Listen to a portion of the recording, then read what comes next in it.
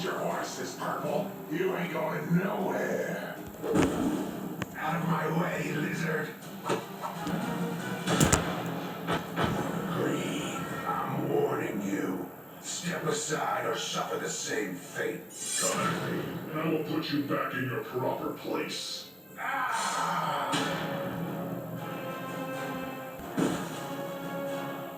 You're all just stepping stones. I won't rest until I reach him. Then you'll have to go through me.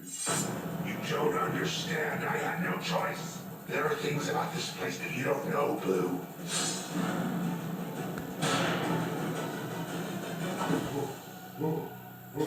Purple, why are you fighting so hard? There must be a reason behind all this. Like I said, there are things about this place, about my past, that you don't know. Then enlighten me. Fine, I will tell you my story, Blue. And at the end of it, if you still wish to fight me, then so be it. It all started on that one horrible day. The day of the fire. That was the day that I was left alone in this world. My mom, my dad, my brother, I had lost everything. My family didn't have much, and what we did have was burnt up in that flame.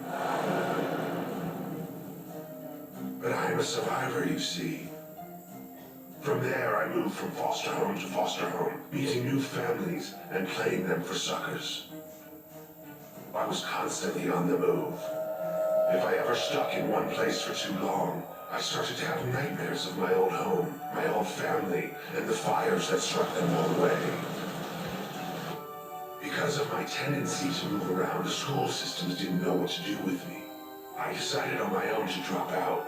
From there, I became something of a street rat, robbing what I could from rich passerby, enough to survive, and perhaps a little more. My sticky fingers made me something of a legend on the streets, and I quickly gained some new friends. Dangerous friends.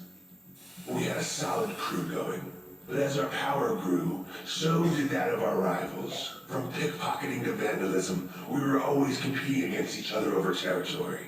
And to make matters even more complicated, their leader and I, a strong, beautiful woman by the name of Violet, quickly fell in love. Eventually, she even became my wife. Hold up, you were married?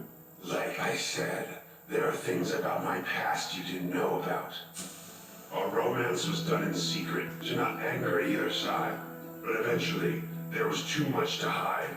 My wife had become pregnant, and we both decided there and then that we needed out of the game for good. So we ran away from it. We had gotten good at it after all, running away from life. A year had passed, and my wife gave birth to a beautiful baby girl.